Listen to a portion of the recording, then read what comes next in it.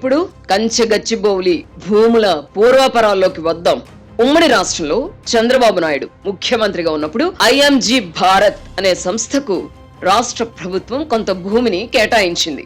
ఇందుకోసం హైదరాబాద్ సెంట్రల్ యూనివర్సిటీకి చెందిన 400 ఎకరాలు తీసుకుంది. ఈ 400 ఎకరాలకు బదులుగా మరొక చోట 390 ఎకరాల భూమిని రాష్ట్ర ప్రభుత్వం సెంట్రల్ యూనివర్సిటీకి కేటాయించింది.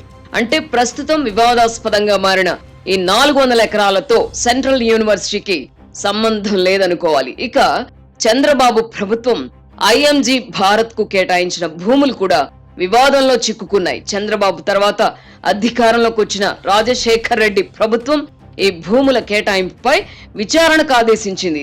ఆ తర్వాత ఐఎంజీ సంస్థకు కేటాయించిన భూములను వెనక్కి తీసుకోవడానికి ప్రభుత్వం ప్రయత్నించింది.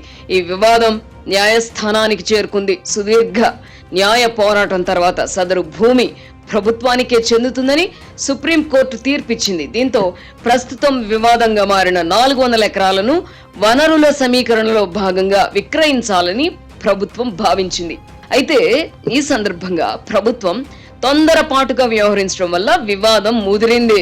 విక్రయించాలనుకున్న 400 ఎకరాల చుట్టూ ముందుగా ఫెన్సింగ్ వేసి భూమిని ప్రభుత్వం తన ఆధీనంలోకి తెచ్చుకుని ఉండాల్సింది. దాదాపు 2.5 దశాబ్దాలుగా ఈ భూముల వివాదం నడవడం వల్ల అందులో చెట్లు పెరిగాయి. దీంతో వన్యప్రాణులు కూడా అక్కడ చేరాయి. ఏ భూమైనా నిరుపయోగంగా పడి ఉంటే అడవిలా మారడం సహజం.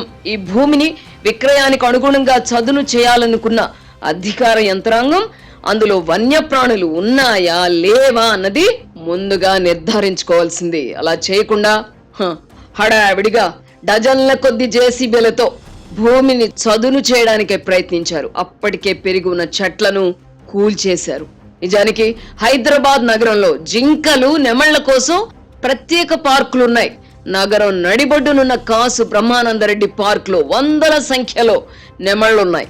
జింకల కోసం వనస్థలిపురం మొయినాబాద్ రోడ్డు ప్రారంభంలో రింగు రోడ్డు సమీపంలో మరో పార్క్ ఉంది.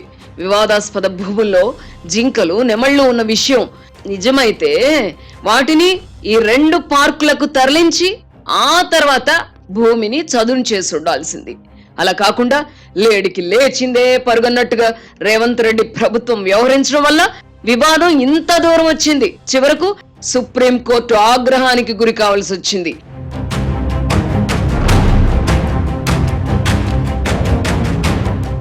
ఇక భూముల అమ్మకం సమర్థనీయమా కాదా అంటే ఎవరి వాదన వారికి ఉంటోంది. అధికారంలో ఉన్నప్పుడు ఒక రకంగా, ప్రతిపక్షంలో ఉన్నప్పుడు మరో రకంగా మాట్లాడడం మన రాజకీయ పార్టీలకు పరిపాటే. హైదరాబాద్ లో అభివృద్ధి పనుల కోసం భూములను అమ్మే ప్రక్రియకు ఉమ్మడి రాష్ట్రంలో చంద్రబాబు నాయుడు శ్రీకారం చుట్టారు. అప్పుడు ఇళ్ల స్థలాలను మాత్రమే విక్రయించారు. ఆ తర్వాత రాజశేఖర్ రెడ్డి ముఖ్యమంత్రిగా ఉన్నప్పుడు ప్రభుత్వ భూముల విక్రయం చేశారు. తర్వాత రాష్ట్రం విడిపోయి కేసీఆర్ అధికారంలోకి వచ్చారు. ఆయన హయాంలో సంక్షేమ పథకాల అమలు కోసం ప్రభుత్వ భూములను విక్రయించారు. ఈ విధంగా వందల వేల కోట్ల రూపాయలు సమీకరించారు. భవిష్యత్ అవసరాలను దృష్టిలో పెట్టుకోకుండా ఎన్నికల సందర్భంగా ఇస్తున్న అల్లవి కాని హామీల అమలు కోసం ప్రభుత్వ భూములను విక్రయించడం వాంఛనీయం కాదు. అయినా అన్ని పార్టీలకు ఈ పాపంలో భాగం ఉంది.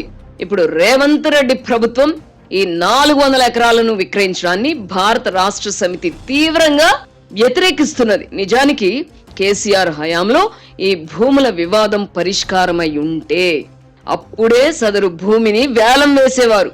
విశ్వవిద్యాలయాలకు వందల వేల ఎకరాలు అవసరమా? మనం రాచరికంలో ఉన్నామా అని అప్పట్లో కేసీఆర్ ప్రశ్నించారు.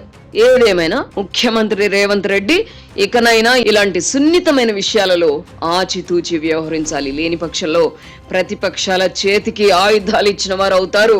ప్రభుత్వం అమ్మాలనుకుంటున్న ఈ 400 ఎకరాలను ఎవరు కొనవద్దని, కాదు కూడదు అని ఎవరైనా కొంటే తాము 3 ఏళ్ల తర్వాత తిరిగి అధికారంలోకి వచ్చాక స్వాధీనం చేసుకుంటామని కేటీఆర్ హెచ్చరించడం ఆశ్చర్యంగా ఉంది. ప్రభుత్వ భూమిని వేలం ద్వారా విక్రయించిన తర్వాత దాన్ని తిరిగి స్వాధీనం చేసుకోవడం సాధ్యం కాదని ఆయనకు తెలీదా? ఐఎంజీ భారత్ కు కేటాయించిన భూమిని తిరిగి స్వాధీనం చేసుకోవడానికి 25 సంవత్సరాలు పట్టిన విషయం మరిచిపోతే ఎలా? కేసీఆర్ అధికారంలో ఉన్నప్పుడు కోకాపేట వద్ద పెద్ద మొత్తంలో భూములు విక్రయించారు. అప్పుడు ఈ అమ్మకాన్ని ప్రతిపక్షంగా ఉన్న కాంగ్రెస్ పార్టీ వ్యతిరేకించింది. అలా అని సదరు భూముల్ని ఇప్పుడు కాంగ్రెస్ ప్రభుత్వం స్వాధీనం చేసుకోగలదా? తాము చేసేది సంసారం, ఇతరులు చేసేది వ్యభిచారం అన్నట్టుగా రాజకీయ పార్టీలు వ్యవహరించడం వల్లనే ప్రతిదీ వివాదం అవుతోంది. దీంతో ప్రజలు కూడా ఏది మంచి, ఏది చెడు, ఏది న్యాయం, ఏది అన్యాయం అనేది తేల్చుకోలేక స్పందించడమే మానేశారు.